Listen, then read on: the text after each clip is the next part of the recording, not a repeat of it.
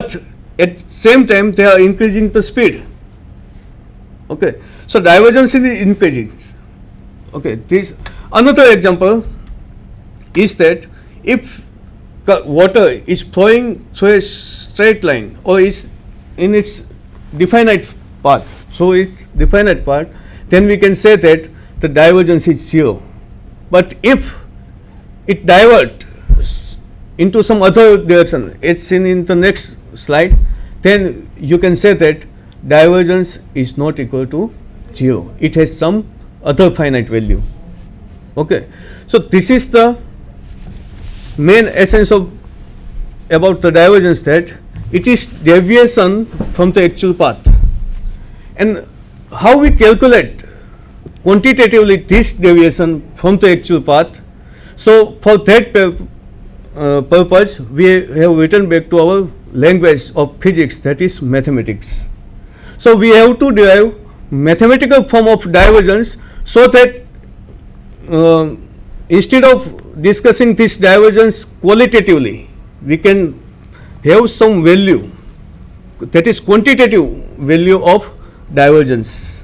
Okay. For that purpose, let us consider a small elementary volume in Cartesian coordinate system.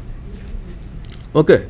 So as it is seen that we have, for sake of simplicity, taken cubical volume, but it may be of any shape.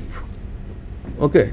So in this volume, let us consider two faces, opposite faces. One is very near to origin. See, that is surface 1, and other is dy distance away from the origin, and take it is surface 2. So from this you can say that suppose some fluid or vector field V is originated from the origin of coordinate system. This condition is again taken for the sake of mathematical simplicity. Okay, and through phase 1 in perpendicular direction, the component of this vector quantity flowing is Vy. Then let us consider which quantity or what amount of quantity of vector component will flow through phase 2. Okay, so it is necessary it is at least Vy plus something. What is something? You see that this second term del Vy del y gives you the change of Vy per unit distance y in the direction of y. Okay, therefore now our length is dy. So total increase or decrease in Vy is del Vy del y into dy. So vector amount of vector quantity flowing through phase 2 is Vy plus del Vy del y dy. Okay. Now let us see next thing. Okay. Now I have told that suppose this is some fluid. Okay. Some water is flowing or some liquid is flowing throughout this volume, and it contains mass particle. Okay. So this vector is in this case can be represented as vector v is equal to rho into v, small v, that is velocity of particle, and rho is the density. Now if you simplify this equation, then you can get that v is nothing but the flow of mass per unit volume in 1 second. And this is nothing but, as you know that it is come in the definition of third standard, that this is nothing but the flux of vector quantity. So we want to find out this flux of vector quantity. Okay. So from the figure, see, this Vy is the amount of vector quantity flowing through phase 1, whose area is dx dz. Okay. So amount of quantity flowing through this entire area dx dz is Vy into dx dz. Okay.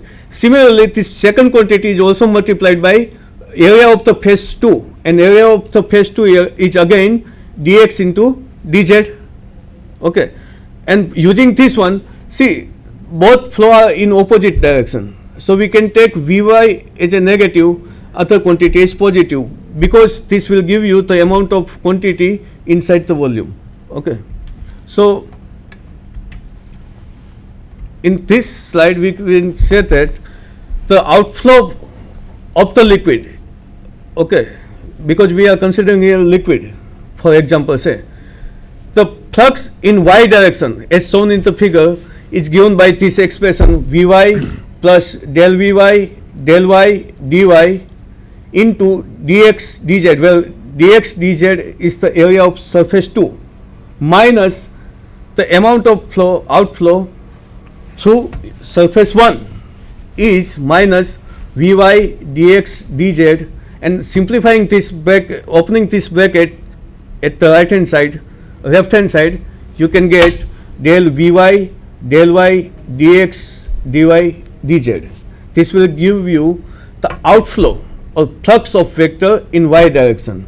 Okay, so if we consider similarly remaining x direction and z direction, then doing same mathematical procedure, you can get this quantity, that is net outflow of flux in x direction, that is equal to del Vx del x dx dy and dz.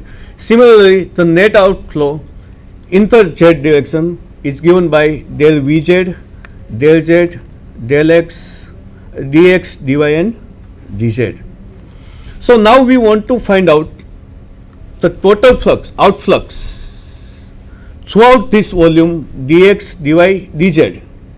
Okay, then it is given by summing these two, all these three terms in x direction, y direction and z direction. So the net outflow of flux through the volume dx dy dz is given by del Vx del x plus del Vy del y plus del Vz del z into dx dy z, dz. This comes out from the summing of previous three terms. Okay, now let us, for the sake of brevity,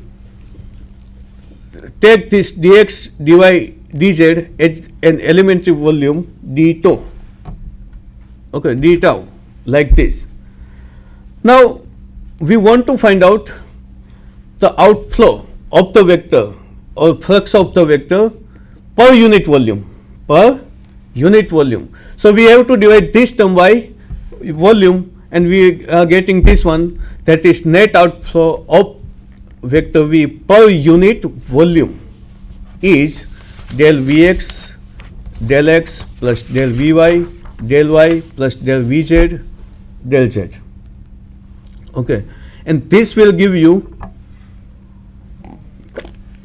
what we called previously is divergence. So this is the divergence, that it will give you the net outflow of flux per unit volume, and this is nothing but divergence. Okay, now if we resolve this bracket in the first equation, that is divergence v is equal to del Vx del x plus del Vy del y plus del Vz del z into dot product of two vector. Then as you have indicated or illustrated in previous your talk, that this will give you del by del x unit vector I plus del by del y j plus del by del z k, having dot product with Vx I plus Vy j plus Vz k, where I, j, k are unit vectors. Okay, and hence you see that the term in the first bracket on right hand side, okay, is nothing but, as you tell, there is an operator nebula, which is also called del operator. Okay, so you can see that this divergence is nothing but the dot product of nebula with vector v. And in previous equation you will see that if you see first equation, that divergence of v is del Vx del x plus del vy, del y plus del vz, del z, you see that this term at the right hand side is scalar quantity. So, as I told you that, Mr. P.M. Dave, that after operating by taking dot product of vector quantity or after taking the divergence of vector quantity, what you are getting is a scalar quantity because it is dot product of yes, the two vectors. Two vector. Okay. So now let us interpret that. What is the interpretation of different value of divergence? Okay. The positive value of divergence indicates that there is a net outflow. If the negative value is possessed by this divergence, that is divergence is less than 0, then you can say that there is net inflow, that is some vector is flowing inside the given volume. Okay, and if divergence is 0, then you can see that it is not flowing outside or inside, or in other sense such flow is called incompressible. Okay, so now let us take some illustrations of this one. You see from the figure that if divergence is greater than 0, then in other interpretation you can say that there is a source of vector field inside the volume. And in the next figure you can see that divergence is less than 0. You can then see that there is a sink of vector field. Okay, કે જે vector quantity અંદર પોતાની અંદર શોષી લે છે એવું કોઈ તત્વ છે ત્યાં, તો એવા સંજોગોમાં ડાયવર્ઝન શૂન્ય આવશે. અને જો વેક્ટર ફિલ્ડને પ્રોડ્યુસ કરીને બહારની બાજુએ ફેંકતું કોઈ તત્વ હશે ત્યાં, એ આપણે આગળ જોઈશું એવા તત્વો કેવું હોય છે, તો આપણે કહી શકીએ કે ડાયવર્જન્સ ત્યાં 0 કરતાં મોટો આવે, મીન્સ કે એને પોઝિટિવ વેલ્યુ હોય. બીજા પણ સરસ ઇન્ટરપ્રિટેશન છે કે ડાયવર્જન્સ 0 હોય તો એવા સંજોગોમાં વેક્ટરને આપણે શું કહી શકીએ? In this case vector is said to be solenoidal. એને સોલેનોઇડલ વેક્ટર કહેવાય કે જેના માટે ડાયવર્જન્સની વેલ્યુ શૂન્ય આવતું હોય. અને આવું બહુ સરસ મજાનું ઉદાહરણ છે જે તમે વારંવાર આવતું જ હશે તમારા ઇલેક્ટ્રોમેગ્નેટિકમાં કે ઇલેક્ટ્રિસિટીમાં, એ છે magnetic field, magnetic field intensity. એને જો ડાયવર્જન્સ તમે ફાઇન્ડ આઉટ કરવા જાઓ તો એ શૂન્ય આવશે. It is equal to 0. So there is no source or sink of this magnetic field inside the given volume. Now if you see another case, that if you take the divergence of E, that is electric field, then it is come out to be rho upon epsilon. Okay, તો આ શું બતાવે છે કે electric ફિલ્ડને ઉત્પન્ન કરનારું કોઈ એન્ટિટી એ આપેલા વોલ્યુમમાં છે અને એ તમને ખ્યાલ છે કે શું હોય? ચાર્જ. ઓકે, તો આ બહુ સરસ ઉદાહરણ છે કે જેમાં ડાયવર્જન્સ શૂન્ય આવે છે અને નથી પણ આવતું. રાઈટ. તો મેગ્નેટિક ફિલ્ડ હોય તો એમાં ડાયવર્જન્સ શૂન્ય આવે, ઇલેક્ટ્રિક ફિલ્ડમાં ડાયવર્જન્સ નોટ. એટલે એનો મતલબ એમ થયો કે મેગ્નેટને ડાયપોલ હોય હંમેશા નોર્થ અને સાઉથ જ હોય, એટલે જેટલું ફિલ્ડ બહાર નીકળે એટલું અંદર જાય, એટલે એ સોલેનોઇડલ વેક્ટર. અને ઇલેક્ટ્રિક ચાર્જ હોય તો ઇટ સિમ્પલી કમ્સ આઉટ. બરાબર, એટલે તમારા રોટેશનલ વેક્ટરથી થોડું ઉલટું, હા, જે તમે આગળ વાત કરી. So I Saute and PM Dave from MB Patel Science College Anand, thanking you for your kind attention. નમસ્કાર. Namaskar.